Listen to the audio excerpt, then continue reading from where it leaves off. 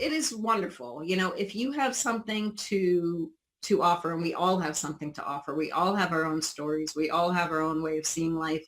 It's really important to get it out there. As I said before, like I could say something a certain way, but someone won't hear it. But they need to hear different voices saying things. I'm so glad there are so many different authors out there speaking on these topics because it is really important. Welcome to the My Future Business Show, where we get you in front of your best audience and keep you there. Not only are we interviewing the biggest names in business to help you become even more successful, we're inviting you to book your spot on the show to help you grow your business. So at the end of the call, make sure you fill in the interview application form at myfuturebusiness.com/interviews. Hi and welcome back to the My Future Business Show. My name's Rick Nuske. It's wonderful to have you with me today. I've got Jenny Mannion on the line. She's a book author. She's highly skilled and she's going to be sharing a lot about her ability to intuitively heal you. Welcome to the show, Jenny. Thanks so much for having me, Rick. It's really nice to be here. It's wonderful to see you looking great. I was talking to you a little bit prior to the call. We were talking about your background. I'd love to talk a little bit about how you came to be in this space as a healing practitioner. But first of all, go back that little step further and look at your qualifications. Okay, yeah.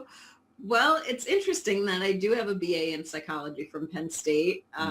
So I was always interested in how the mind worked. I was kind of always the friend that people went to for advice. And I was very interested in being a counselor.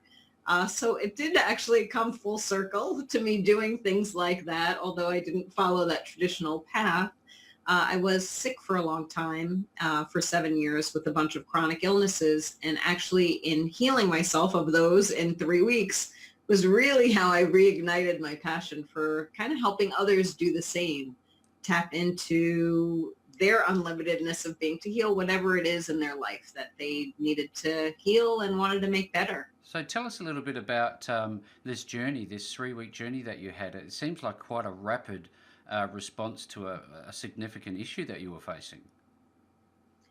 Yeah, it was. And for 7 years, I did what most people do. They go to doctors, they get more diagnoses.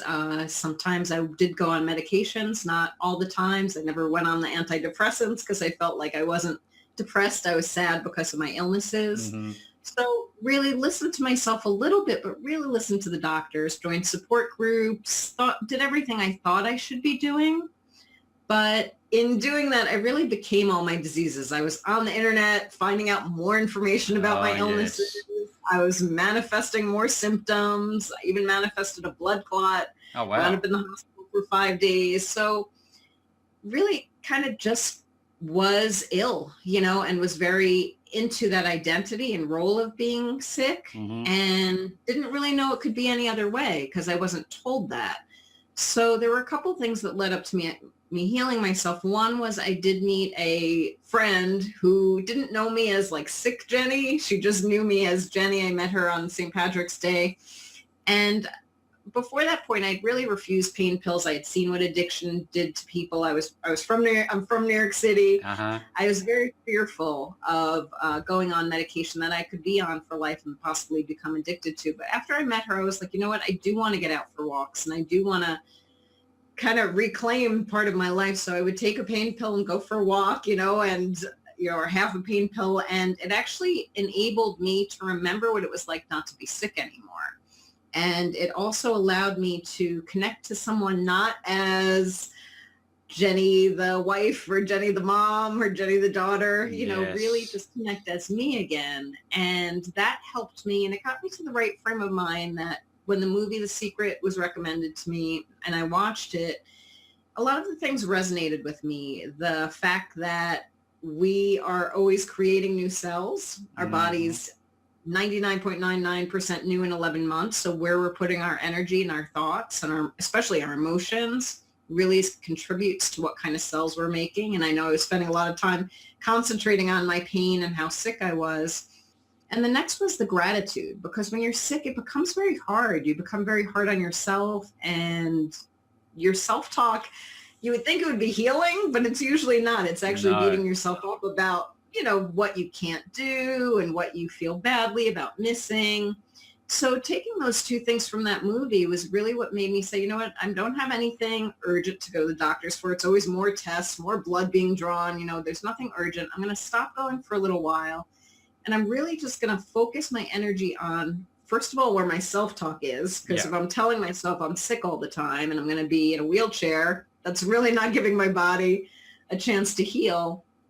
And I'm going to do a lot of gratitude and really pay attention to my self-talk. And when I wake up in the morning, instead of saying, ow, my legs, I wonder if I'm going to pass out today, really put my focus on the little piece of me that maybe doesn't hurt. My pinky doesn't hurt. That means there's healthy cells in my body. Yeah. And watching, Wayne Dyer, Eckhart Tolle, reading Deepak Chopra, really feeding my soul, and myself and my thoughts with all positivity instead of really sinking into, what becomes really real when you have chronic pain, just that pain and feeling of helplessness. And I didn't know I could heal myself. I just knew that this was an approach I hadn't taken yet and was not suggested to me yet. That's fantastic. I just had a question, if I could just jump in before I forget.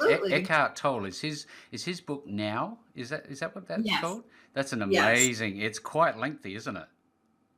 Yeah, it is a really, really good book. Oh, The Power of Now. Yeah, there are so many books on this topic, and in the last, since healing, the last 12 years, that genre has definitely grown. And it is really exciting to see because a lot of people need to hear things different ways, and I may say something one way and it doesn't resonate, but another person can say it in a slightly different way and they'll be like, yeah, that's it, and get that aha moment.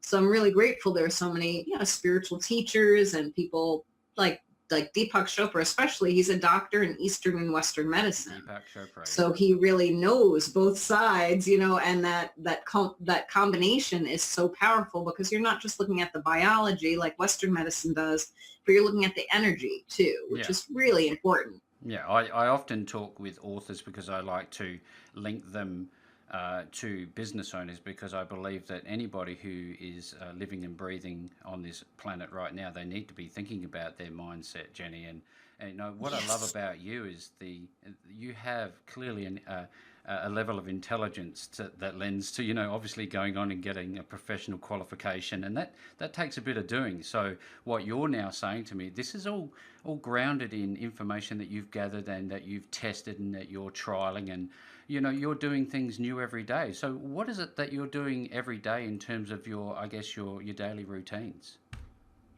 Every day is different, which I love, which suits my personality very well. I have a few different things that I do. Yep. I do write and create meditations. I love doing that. Right now I'm working on my first lengthy online course that's going to be for sale in a couple months. Wonderful. On embracing bliss. So finding that bliss in your life and really living that bliss. I do energy healing sessions. So I work with clients in a bunch of different ways. I do mind-body mentor sessions. So you're connecting that Eastern energy side, to their mind. Yep. I love the chakra system because it gives me kind of a diagnostic tool. And I teach my clients about the chakras to give them a diagnostic tool to kind of tune into their body and get messages from it. I do more kind of woo-woo work where it's Akashic records, where I actually connect with people and tell them their soul gifts and soul specializations and can help them, guide them a little bit about maybe some of the blocks and restrictions they have kept up, in this lifetime and want to break. So work with people on different levels. Like I said, every day is very different. I do co-facilitate a local women's group too. So I do that on Wednesday nights. Awesome.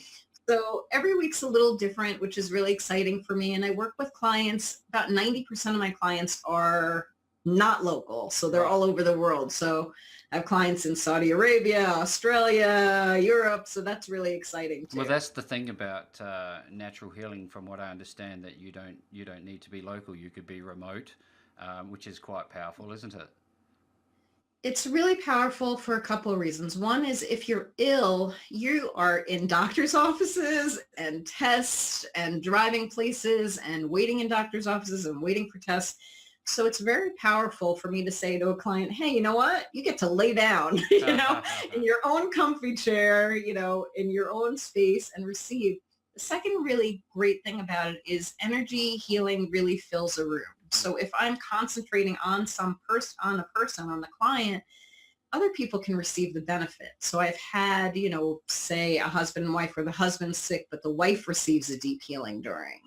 So it is really a beautiful thing to share in that way too, because if you have someone that is really ill, and about 40 to 50% of my clients are like late stage cancer clients, if you have someone that's really ill in your family, it affects you too, obviously, and you can use a little healing too. And especially if you are a caregiver all the time, it's really nice for you to be able to lay back and receive as well. I think that, this idea of mindset can be quite powerful. If it does nothing else, having that right mindset could lift a room, couldn't it? It absolutely could. And as I said before, like when you are sick, it can become really challenging. I mean, you're told these limits. God forbid you go on the internet and read all the possible scenarios. Oh, look, I'm dying from every single sort of thing there is available on this planet. I'm sure of it. I'd love to know how it came about that you decided to write your book, A Short Path to Change: 30 Ways to Transform Your Life. Could we talk a bit about that? Sure. Well, I had found in being with clients and working with clients for years, that we all have a lot of the same stuff. We all have our story, that is about from the day we were born up until now.